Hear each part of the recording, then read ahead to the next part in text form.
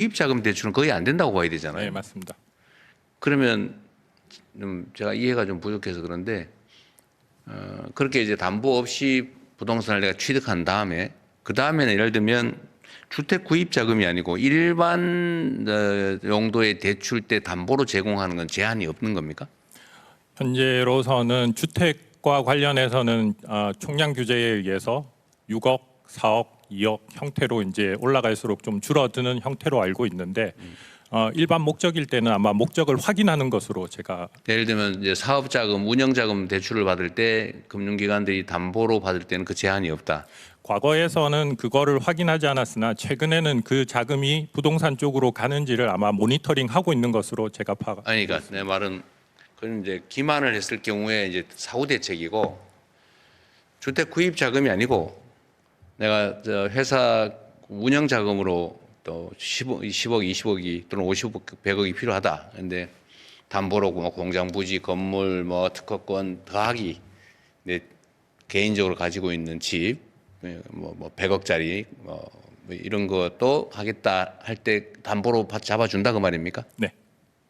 공장 부지라든지 그런 사업성 목적에 의해서는 담보로 잡아주는 것으로 알고 있는데 아니 그건 당연하고 내 말은 그 일반 대출의 그 고가주택 그러니까 취득자금 담보로는 허용되지 않는 주택이 일반 대출의 담보로 사용되냐 그 말입니다. 다른 목적으로 사용할 때는 1억까지만. 아 참. 다른 목적 얘기 아니고 물론 그걸 전제로 하는지 모르겠는데 그거는 안 된다는 뜻입니까? 된다는 뜻입니까? 되기는 되는데 제한적으로 됩니다. 규모에 제한이 있습니다. 고급 주택을 담보로 제공하는데 일반 담보로 제공하는데 제한이 있다는 거예요? 네. 어떤 제한이 있습니까? 규모에 제한이 있습니다. 규모의 제한이 뭐죠? 1억까지만. 1억만 해준다고요? 그거 좀 이상한데? 담보로 1억밖에 안 쳐준다 그 말입니까? 일반 담보를 하는데? 빌릴 아닐 수 것 있는 같은데. 양이 제한이 되어 있습니다. 네? 빌릴 수 있는 양이 제한되어 있습니다.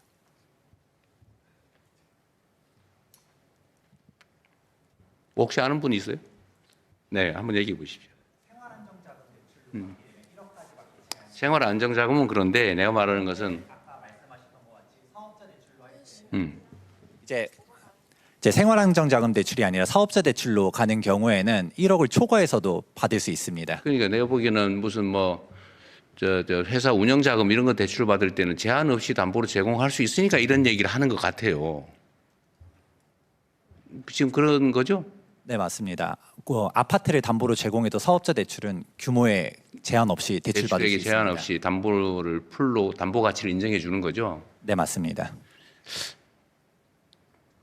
사실은 이게 예를 들면 그래서 제가 그 물어본 건데 만약에 그렇게 주택 취득 자금을 대출해 주진 않지만 다른 용도의 자금 대출의 담보로 인정을 해주면 편법으로 얼마든지 잠깐 이 돈으로 조달해서 취득한 다음에 다른 명목의 대출을 받을 때 담보로 내면 사실은 거의 우회할 수 있는 것 같은데 좀 그 문제에 대한 고민은 해보셨나요? 아니 그 연구원이시라니까 하는 얘기예요. 거기까지는 생각 못했습니다. 그러니까 나중에 정책 당국이 고민을 좀 해야 될 것 같습니다. 네, 그 사업자 대출 같은 경우는 그 목적을 정하게 돼 있거든요. 그래서 금융기관이 그 목적을 벗어나서 대출 쓴다 그러면은 그걸 추적해서 회수하거나 아니면 페널티를 주거나 뭐 그러긴 할 텐데 지금 현재의 객관적 상황을 보면 과연 그 대출 용도대로 하는지를 검색하거나 그런 건 잘 안 하는 것 같긴 하더라고요. 특별히 문제됐을 때가 아니면. 이번에 이제 더 해서 그 유용하는 거에 대해서 저희 점검청이 갖췄는데 더 그거는 철저히 한번 따져보도록 하겠습니다. 담보 일반 대출의 담보로 무제한으로 담보 가치를 인정해 주는 거는 재고해 봐야 될 것 같습니다. 그리고 또 한 가지는 관리 부담금을 부과한다고 했을 때 이게 이제 우리가 판단을 해보려면 규모 정도를 알아야 되겠는데 대체적으로 그러니까 뭐 학계든 어쨌든 이 문제를 제기하는 사람들이 지적하는 부담금 수준은 어느 정도입니까? 없습니다. 아직까지. 왜냐하면 이 아이디어가 사실은 최근에 제가 제기한 이슈이기 때문에 학계에서 논의되거나 그런 적은 없습니다. 본인이 만들었던 이 아이디어면 뭐 예를 들면 대출 원금의 몇 퍼센트 아니면 이자의 몇 퍼센트 가산 뭐 이런 구상을 해봤을 텐데 어떻습니까? 그 저희 금융 토론회에서 제가 그 예시를 든 게 10억 정도이면 한 1% 정도. 1% 정도. 네, 알겠습니다. 네. 근데 이게 꽤 저항이 많을 거다. 새로운 제도라서 그런 말씀이신 것 같네요. 네. 알겠습니다. 그냥 일반 토론을 진행하시죠. 네, 참석자 여러분의 의견 들어보겠습니다. 말씀 주실 때는 성함과 함께 소속 그리고 간단한 자기소개를 해주시면 감사하겠습니다. 여기 계신 보다 많은 분들의 의견을 듣기 위해서 발언은 최대한 간결하게 핵심만 요약해서 정리해서 부탁드리겠습니다. 의견 주실 분들은 앉으신 자리에서 손을 들어주시면 되겠습니다. 그리고 안기령 대변인님, 이거 진행하실 때 혹시 구분이 가능한지 모르겠는데 가급적이면 일단 전문가나 특정한 뭐 영역을 대표하시는 분들이 계시면 그분들 먼저 좀 해보면 좋을 것 같아요. 일단 저희가 그 구분하지 않고 다 들어오셔서 자유롭게 앉으셨는데 처리 잘 하십시오. 그래서. 네, 일단 의견을 몇 분 들은 다음에 뭐 전문가 분들, 학계에서 오신 분들 제가 이렇게 손 들어달라고 말씀드리겠습니다. 제일 먼저 손 드셔서요. 여기 마이크 전해드리겠습니다.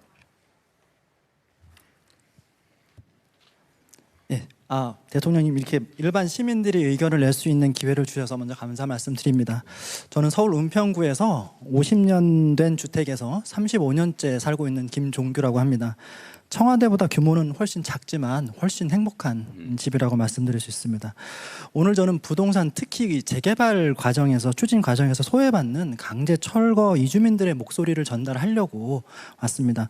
부동산 정책과 관련된 많은 논쟁들이 있지만 실제로 그 귀결되는 결론 중에 하나는 공급 확대이고 문제는 공급을 눌리기 위해서는 기존의 주택을 허물어야 된다라는 것이고 그 과정에서 삶의 터전을 잃는 사람들이 생긴다는 점입니다.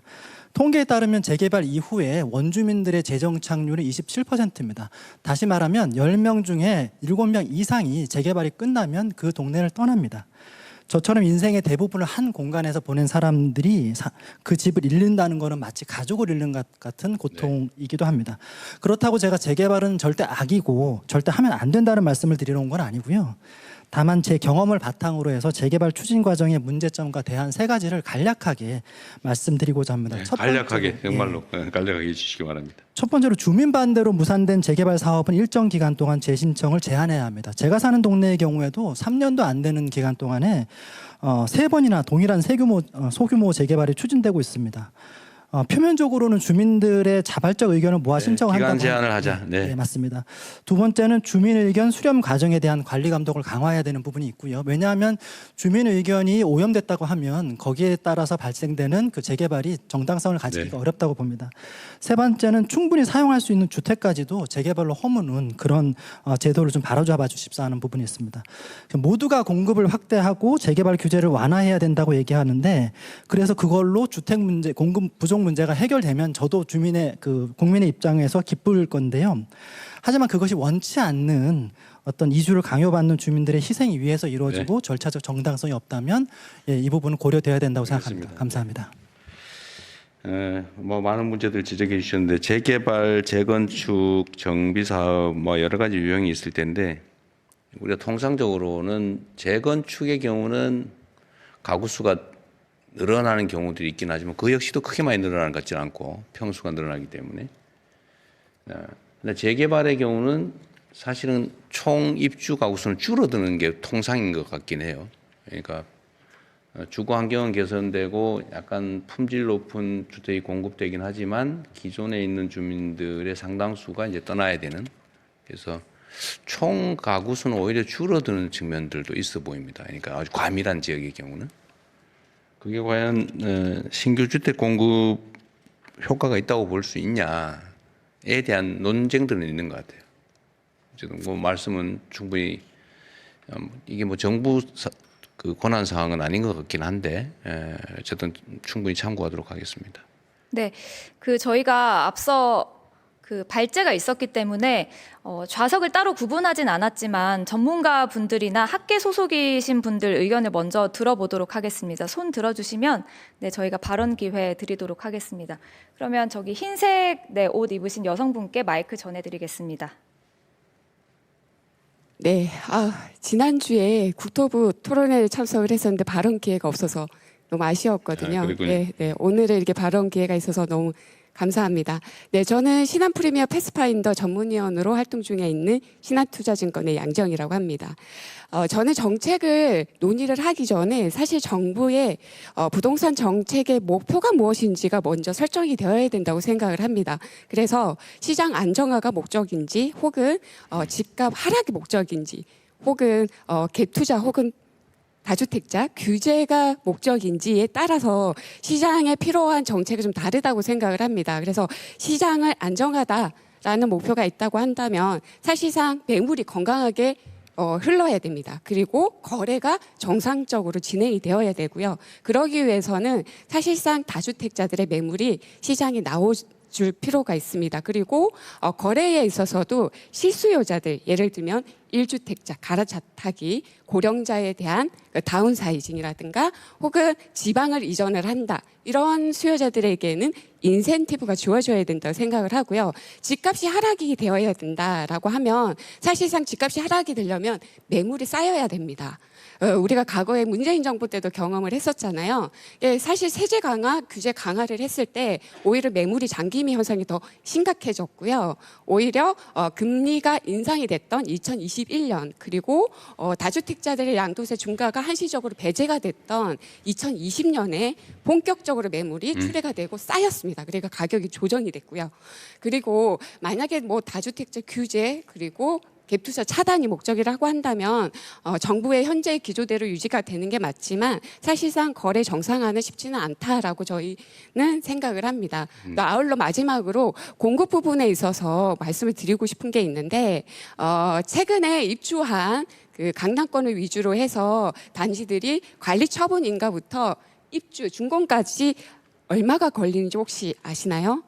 8년에서 10년이 걸립니다. 과거에는 사실 5년에서 7년 정도가 걸렸다면 3년 이상이 걸렸습니다. 이게 여러 가지 요인이 있겠지만 공사비 인상이라든가 무엇보다도 이주비 대출이라는 걸림돌이 상당히 큽니다. 이게 사실은 강남권 위주에서는 1군 건설사들이 있기 때문에 기본 이주 대출은 할 수는 있지만 기본 이주비 대출과 함께 추가 이주비 대출까지 받을 수 있지만 그 외 지역 같은 경우에 사실 기본 이주비 대출만으로 할당해야 되기 때문에 사업 진행이 쉽지는 않습니다. 그래서 이런 부분들을 좀 고민을 해주셨으면 감사하겠습니다. 이상입니다. 네, 중요한 지적을 해주셨는데 이 정부 정책의 목표가 뭐냐?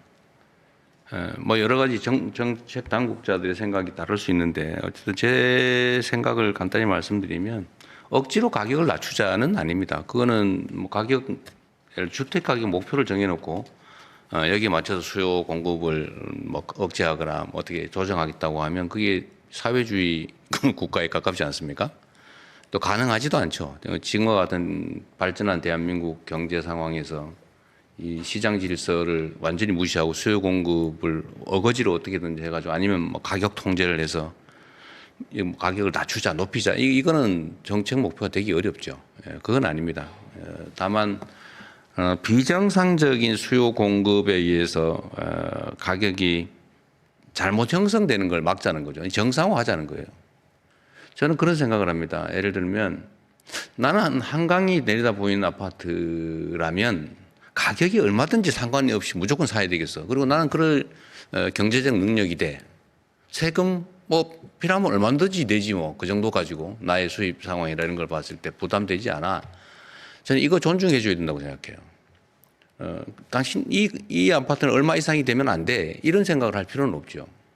그리고 똑같은 주거 환경을 가지고 있더라도 아니 뭐 특정 지역에는 무슨 특별한 의미가 있어서 그걸 비싸게 서로 거래한다. 희소성 때문에 예를 들면 뭐 누가 한때 살았던 공간이다 뭐 이래서 비싼 경우도 있잖아요. 뭐 그걸 왜 그걸 통제하겠습니까? 다만 거기에 대해서는 사회적 부담을 상응하게 하는 게 필요하다. 그래서 나는 뭐 특정 지역에 대해서는 뭐 그 인근 지역보다 골목 한 개 차이로 가격이 2배 차이가 나고 그런 경우 많잖아요. 저는 그게 비정상이라고 보지 않아요. 거기에 상응하는 사회적 부담을 하면 되죠. 그래서 정상화하는 게 목표다. 그리고 수요 공급에 따라서 또 적정하게 적정한 정당한 수요 적정한 공급에 따라서 만들어진 시장 가격은 존중해야 되겠죠. 다만 뭐 모든 사람들이 집이 사놓으면 돈 되더라. 막 빌려서라도 사자. 인생을 걸고 뭐 집을 사서 그거밖에 돈 버는 길이 없다 이렇게 생각하고 모두가 거기 몰려서 무슨 한 도시에 땅을 팔면 다른 나라 통째로 살 수 있다 뭐 이렇게 되면 언젠가는 문제가 생기겠죠. 이제 그걸 미리 막자는 겁니다. 그 외에 나머지 의견은 또 저희가 참고하도록 하겠습니다. 네, 전문가분들이나 학계 소속이신 분들 의견 한 번 더 듣고 댓글 소개해드리겠습니다. 맨 앞에 계신 여성분께 우리 마이크. 최상욱 선생은 전문가 아닌가 봐요. 손을 안 드시는데. 이름만 분류를 그렇게 해놨어요. 네. 네, 맨 앞에 계신 여성분께 마이크 전해드리겠습니다. 네, 맨 앞에 계신 여성분이 정세영 교수님이시군요. 네. 예, 충남대학교 경제학과에서 학생들을 가르치는 정세은입니다. 저는 실수요자 위주로 부동산 시장을 바꾸겠다라고 하는 그 정책 방향에 대해서 정말 공감을 합니다. 그러나 이 실수요자가 누구냐라고 했을 때 정책의 대상이 되어야 할 핵심 실수요자에 대한 정의가 좀 되어야 한다고 생각합니다. 제가 학교에서 학생들을 가르치는데 공부 잘하는 상위 5% 학생들은 가만히 내버려도 잘 알아서 합니다.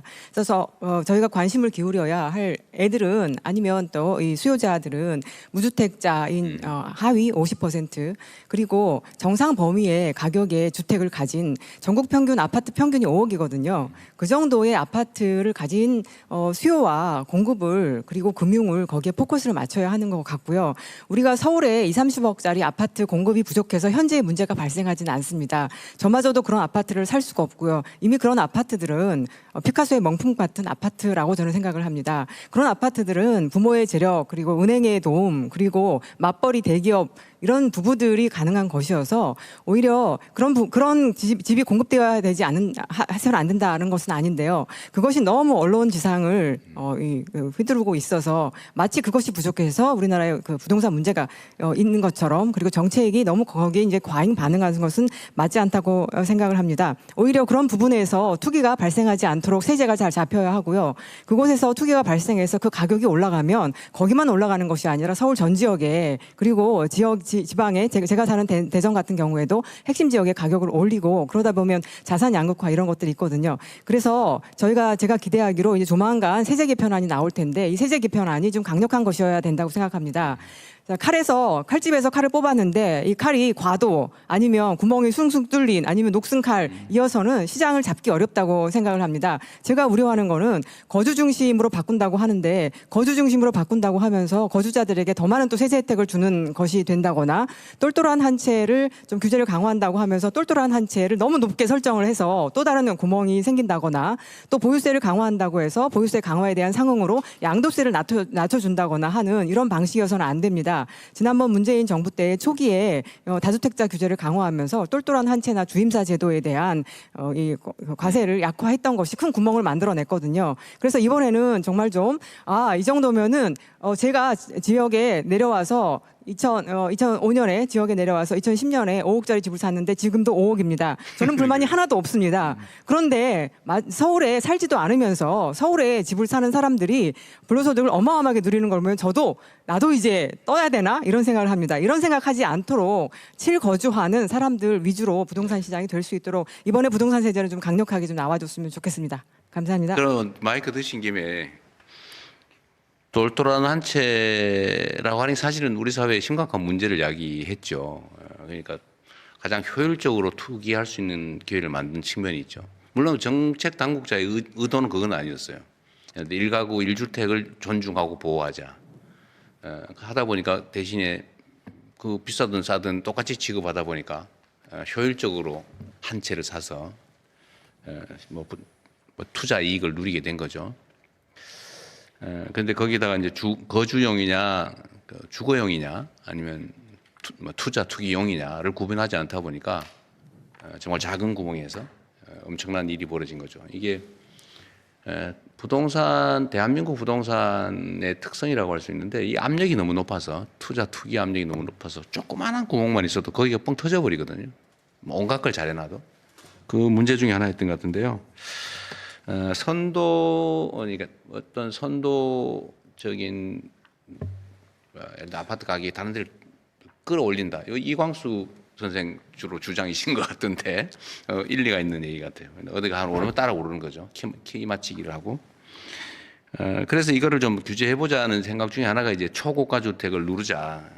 쭉 단지들이 있으면 여기를 누르면 단계적으로 계속 올라가는 수요가 있어서 어딘가 막히면 단계적으로 더 압력이 줄어들지 않겠나 이 생각이잖아요. 근데 그렇게 할 때 그럼 어느 정도의 그 예를 들면 세부담 이게 어느 선에서 어느 정도가 적정한지 한번 그 얘기 한번 해보시죠.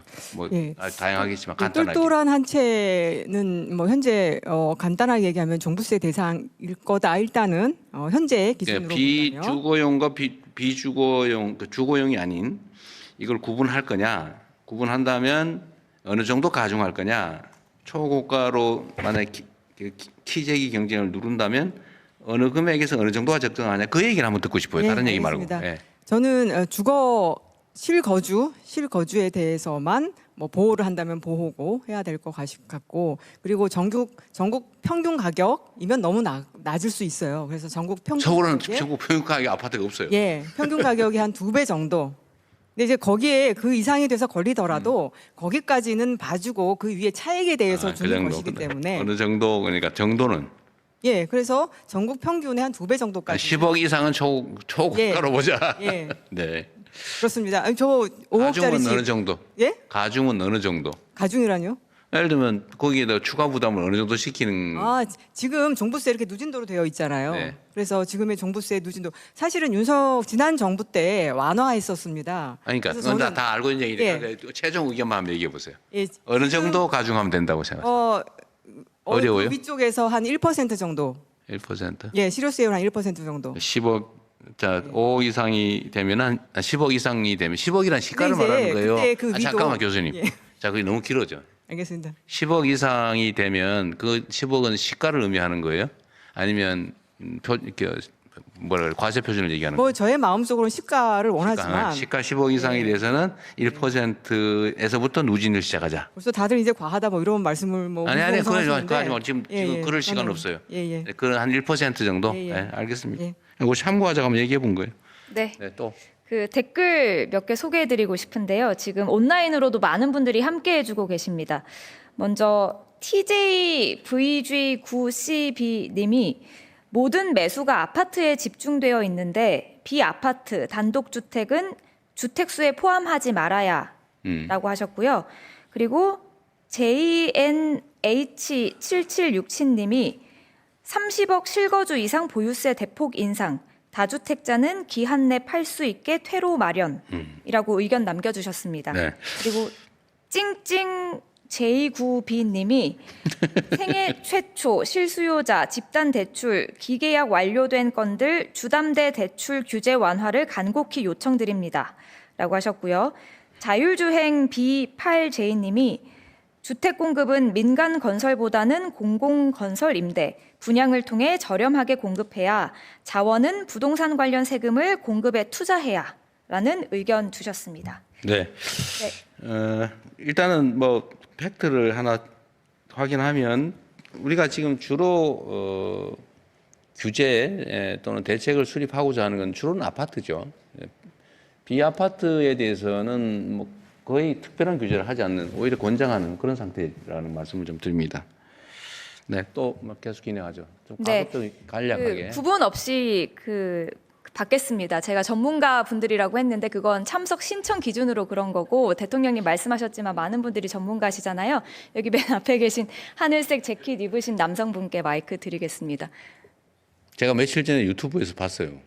네. 이렇게 하면 간단하게 얘기를 할 수 있다 이런 취지여서. 네. 그 KBS 뭔지를 잘 경제소 모르겠- 진행하는 약간 동의는 최부심이라고 안 합니다. 되던데. 일단 그 정부 부처에서 공급과 금융 세제에 대한 종합적인 그 접근을 하는 것은 뭐 굉장히 바람직한 상황이라고 생각을 합니다. 다만 주택이라는 것이 이번에 보셨던 것처럼 공급부터 금융 세제가 다 연결이 된 거기 때문에 금융시장에 F4라고 하는 제도가 있고 기관들의 정례적인 모임이 있는 것처럼 요약해서 주택에서도 H3라는 그런 모임을 통해 가지고 계속해서 이런 대책을 후속해서 하셨으면 좋겠고요. 그리고 지금 논의되고 있는 것이 제가 볼 때는 하나의 함정으로 인해 가지고 원하시는 목적을 달성하지 못할 가능성이 아주 높은 것 같습니다. 무슨 말씀이냐면은 주택 공급의 주체는 공공과 민간이 있고 공급 유형은 분양과 임대가 있는데요. 지금 정부의 97 대책이든 129 대책이든 522 대책이든 526 대책이든 어느 대책을 보더라도 공공 분양, 공공 임대, 민간 분양은 있지만 민간 임대가 이재명 정부 5년 동안 몇 호가 지어질 것인지 어느 지역에 지어질 것인지 어떤 유형으로 지어질 것인지에 대한 내용이 아예 존재하지 않습니다. 그리고 아까 진미훈 박사가 말씀하셨지만 비아파트 착공이 크게 무너진 것은 비아파트와 관련한 공급 금융도 무너졌기 때문인데요. 그래서 제안드리고 싶은 부분은 민간 임대를, 민간 장기 임대를 건설로 통해서 공급하는 사업자를 집단적으로 육성하는 제도와 시스템과 공급자 금융을 도입하셔서 민간 분양과 분절을 시켜야 지금 민간 분양 및 매매 시장에 도입하려고 하는 여러 규제들이나 보유세 같은 그런 제도들이 도관처럼 민간 임대 시장으로 흘러오지 않거든요. 현재의 경우에는 이런저런 정책들을 샀을 때 이것이 자연스럽게 민간 임대로 흘러오기 때문에 이것이 임대로 상승으로 이어지고 임차인들이 주택 매매 수요를 만들어내는 그런 방식으로 작동을 하면서 다시 한번 원래 목적했던 정책 목표가 도입되지 않을 가능성이 굉장히 높다는 생각입니다. 그래서 진 박사님 얘기하신 거 이상으로 여기서 비아파트가 다가구 이런 것만 얘기하는 게 아니라 주거 오피스텔과 주상복합 수준의 그런 고퀄러티의 비아파트 공급 사업자, 공급자 금융 이런 부분을 하셨으면 좋겠습니다. 네. 민간 건설 임대, 비아파트, 뭐 아파트도 상관없고, 네, 건설 임대 부분은 우리가 무관심한 것은 아니고 기존의 제도들이 나름은 있죠. 근데 그게 잘 작동을 안 하는 거겠죠. 네, 가령 금융만 하더라도요. 지금 일반적인 PF 금융은 토지와 공사비를 빌려서 분양을 통해서 상환을 해야 됩니다. 그러나 임대사업자라고 생각해 본다면은 상환을 할 수가 없죠. 공사비를 조달했는데 그거를 상환을 당장 할 수가 없기 때문에 임대사업을 할 수조차 없거든요. 그래서 아까 비아파트 착공이 왜 안 됐냐면 한국에서는 그것을 전세금으로 받아가지고 100가구를 공급하게 되면 공사비가 3억인데 100세 되면 300억이 되지 않습니까? 전세금으로 3억을 100가구를 받아서 300억을 조달하는데 그걸 상환했었는데 전세 차이가 났기 때문에 그런 부분에서 공사비 조달이 더 이상 안 됐고 이런 부분들이 비아파트 착공 감소로 굉장히 이어지고 있는 것이 이제 사실입니다. 그러니까 무슨 얘기냐면은 민간 임대 공급에 공급자 금융이 제도적으로 정착되지 않기 때문에 민간 공급자들이 사금융을 이용해 가지고 나름 아름아름 공급해 왔었던 체계가 22년 이후에 완전히 와해된 부분이거든요. 아니, 네, 그건 제가 반론이라기보다는 다른 의견을 한번 말씀을 드리면 건설 임대를 한다고 할 때 만약에 건설 임대를 할 부지가 있다면 민간업자 입장에서는 이렇게 지금 분양 수요가 높고 분양 가격이 높은데 뭐할로 임대를 하겠어요? 그래서 우리나라에서는 분양가가 계속해서 올라갈 거라는 기대가 있지 않으면 민간 건설 사업자조차도 사업을 하지 않는다는 그러니까요. 부분입니다. 그래서 역설적으로 말씀을 드리자면 민간 임대 시장에 상당한 인센티브가 주어져야만이 공급자 금융이든 제도적이든 세제적인 아니 그래서 그러니까 아니 그 이론적으로는 그럴듯한데 이제 현장에 있는 뭐 현실적인 정책 결정자 입장에서 보면 수도권 서울의 수요가 임대도 있고 분양도 있는데 적정한 가격이라면 지금 분양은 아주 쉽게 될 거 아닙니까? 임대 그런데 그런 상황에서 신축할 수 있는 부지를 가진 민간업자 입장에서 왜 임대를 하겠어요? 분양을 하지? 문제는 본질적인 문제는 신축할 부지가 거의 없다는 거예요. 그게 많이 있는 상태에서 선택을 하는 게 아니고 없는데 부지를 어떻게 확보합니까?